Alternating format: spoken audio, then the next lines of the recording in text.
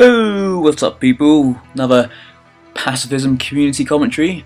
This one is courtesy of Mr. Stantonater, as you can see from the little intro he did. Just before I get going, and it's been quite a while since I did one of these, and in fact I've actually kept Stantonater waiting quite a long time, so thanks to him for his patience.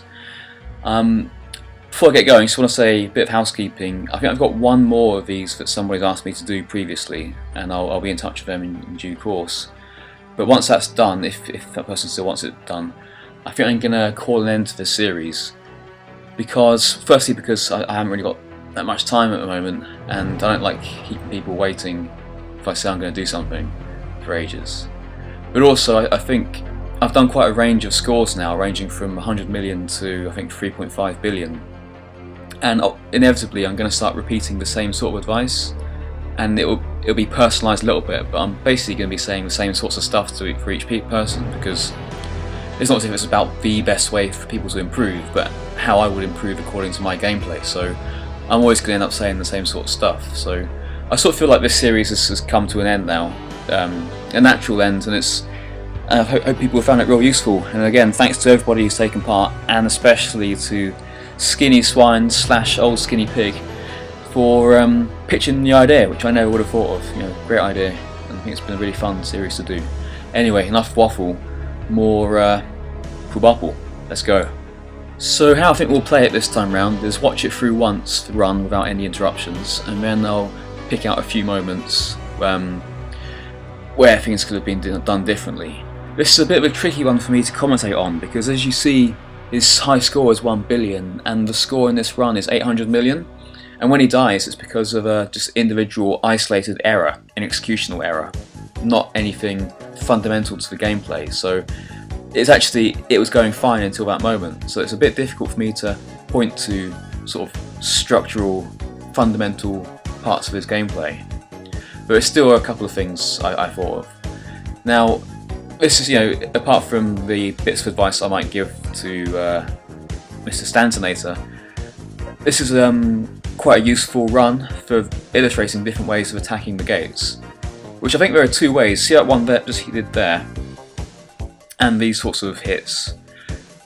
When the gate is perfectly placed, as I've talked about so many times before, so in the way that the gate is pointing into the clouds, like there, exactly like there, you can do you can spin into it in a circular fashion and get all the geom, and it wraps the blues around themselves. It's the best of all worlds.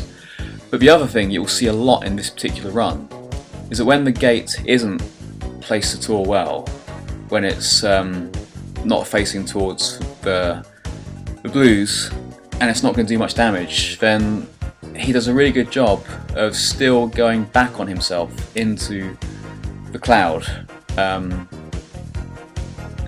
I'll point out some examples in a second, but he does that a lot, and that has the advantage of forcing the blues to go back on themselves, as I've discussed many times, and they bunch up because of that and take up less space on the map, so that even when the gate isn't very sympathetically placed, you still get that benefit of having a sense of reverse motion, imposing that upon the cloud. And like there, see, there wasn't any, and now he's doing it really well. There's not much benefit in terms of geom, but it's just that reverse movement that you impose upon the enemy. It's really useful to keep doing that, and so the fact that he's doing it quite far into his high score, or quite near to it, is definitely a good thing. I'd really recommend turning off your notifications, people. It's so distracting, I think. That's what I'm talking about. So there's no bit more damage done through doing that, no extra geom collected. It just halts the movement of the blues, stops them gaining momentum, and bunches them up more, so you can then attack them when the gates are placed in a more, offensive, direct fashion. So we're now getting towards the end, and there's that mistake. So you can see what I mean, really. Everything's done pretty much right, and it's difficult for me to find problems with it necessarily, but still, find I did, because that's my job. So let's look at that run in a bit more detail. So we're coming in at about 150 million, because everything else before that was fine. There's nothing really to say.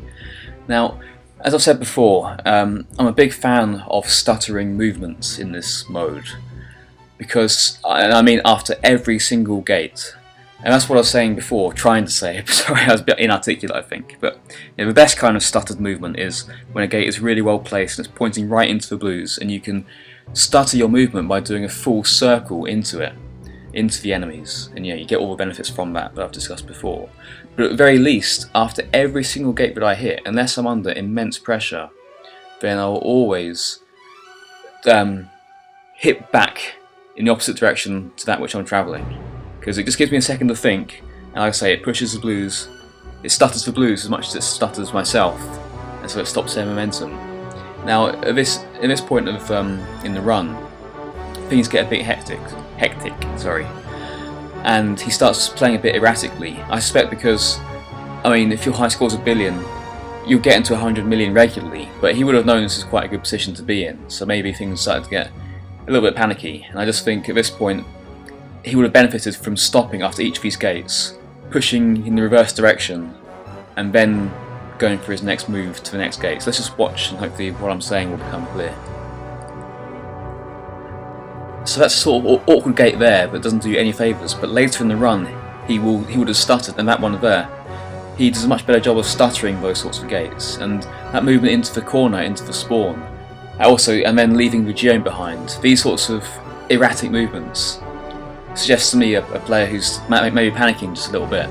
I just think if you find yourself leaving behind geome where normally you make more of an effort to get it, and if you find yourself racing forward in one direction for too long, just try and stutter those movements and try and use each gate as a little window of opportunity to pause and contemplate your situation and plan your next move. To his credit, if he was feeling panic here, and I'm just maybe projecting a little bit, if he was, he does a good job of recovering. But I just think it's never too late to start doing that. If you find yourself, you're in a good position relative to your high score, but things are getting a bit frantic, just try and stutter those movements after gates when you've got a chance, and then do it religiously if you can after every gate. Now coming up here is an interesting situation that's been bothering me about my gameplay for a while. Will he go left or will he go up? Now it's very easy to get stuck into traversing the same terrain, same territory in a game, because especially when you get to an area where you're a bit less comfortable, because inevitably, if you're in the same area for a while, one part of the screen will become quite clear of gates, and one part will become quite cluttered. And also, the blues will be coming from the cluttered area, because that's where the activity hasn't been happening, and so there'll be one side that's full of blues and full of gates, and one side that's quite bare of both. Now, obviously you're going to be inclined to stick to the more bare side of the map, and you'll end up sort of leading the blues towards promising looking gates. And that's natural, and sometimes it's necessary. But like in this situation, if you feel like you can do it, I'd really encourage yourself to, in this situation, go left and get stuck right into those gates, because especially this sort of situation where you're going up and down, that really causes the blues to spread out that kind of movement. You're much better wanting to keep them moving in a circle and let them wind up and bunch up on each other. And you may well die going into the gates like that, but there are so many there, you can do massive damage. You've got to judge these situations each time on its own merits. But if I feel like I'm under pressure and I'm just traversing an increasingly bare terrain, I know I'm going to die sooner or later, and you've got to do something drastic. If you can do it earlier, before it gets ridiculously cluttered, then that's the best thing of all. The ideal thing is to have consistent map coverage. I think that's something Silverlord did on his 11 billion run. I think that's something you'd have to do if you want to be hitting 11 billion. And so consistent map coverage is the thing you always want. Consistently hitting gates all over the map, consistently hitting blues all over the map, but ideally without spreading them out over the map. So taking on spawns, slowly leading very thick bunches where you want them to go, without making like large swathing movements from one end of the map to the other. These are the principles you want, but I think in this case you've got an opportunity to take on a new area of the map and stop it getting too cluttered up. But it's difficult. And then I think we see the consequences of that decision here. I mean, the thing is, if you don't choose the time to go into a clustered area, then at some point the time will choose you. And although he does very well to get out of here with the opportunity he's got, if the spawned in the bottom left at that point, he'd definitely be dead, no question. And yeah, we all get lucky sometimes, so there's no need to be ashamed of that. But you want to take things out of the hands of luck as much as you can. And if he'd taken on those gates earlier and helped suppress the blues earlier, then probably wouldn't be in this situation. But you know, you take the opportunities given to you, and he certainly does well to get out of this situation. And so that's all well and good. And then the last thing to really talk about is, apart from the notifications, turn off, is that ending and the death. Now, although it was an error, and so it's nothing to beat yourself up about too much, an executional error, it does come back to those two modes of approaching gates that I talked about. And there you see again that stutter movement, which is, I guess, the compensation, or the minimum. Well, not so much there. It's like what you do when you can't do the preferred attack, the spin attack. Now see, these gates are obviously at this point not looking at all good for that cloud. They're, what's the term, parallel, perpendicular? I don't know, they're not going to be pointing into it at this point, that's for sure. If you fly right up to them, they'll not be pointing at that cloud. But he needs to hit these gates for sure, because things are building up. And so I think the reason he dies is he tries to just let the cloud sort of catch up with him, hit the gates, face on, and then he tries to, I think, dart back on himself to again push the cloud back on itself, which is a legitimate tactic. But I think the problem is he pulls back without having pushed forward enough. And that's something I've done before, and that's also what she said. And that's what gets him killed, I think.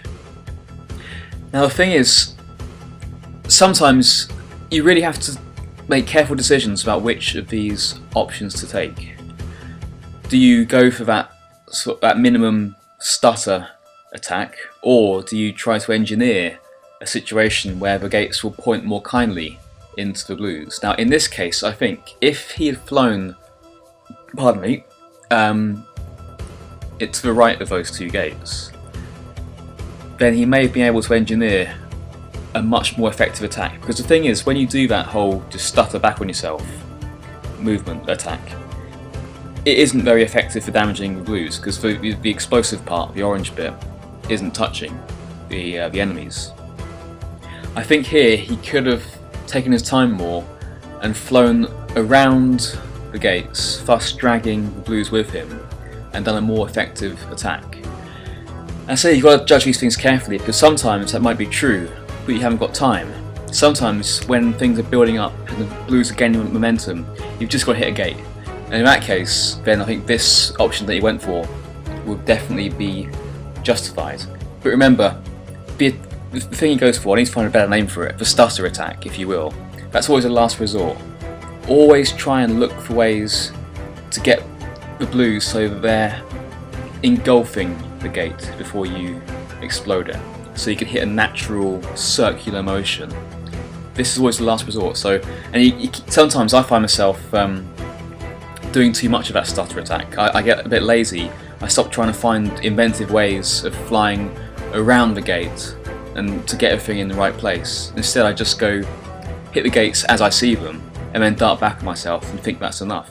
The thing is, that's really not enough. You need to get meaningful hits in as much as you can. I think here it may have been possible. And I would say to Stantonater, because he did do that stutter attack quite a lot, do be mindful that it's an alternative to the preferred method, but it's not the preferred method. So always look for opportunities to fly around the gate, to drag the blues with you, and engineer it so that the gates are pointing into the blues, and then attack them in the classic con artist methodology. I hope that's clear, and if it's not, then let me know and I'll articulate it better, in writing. Right, that's it. I think I'm out of time. 15 minutes is up.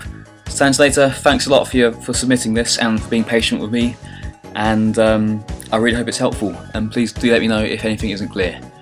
Hey, I've got more time than I realised. Alright, cheers, bye bye.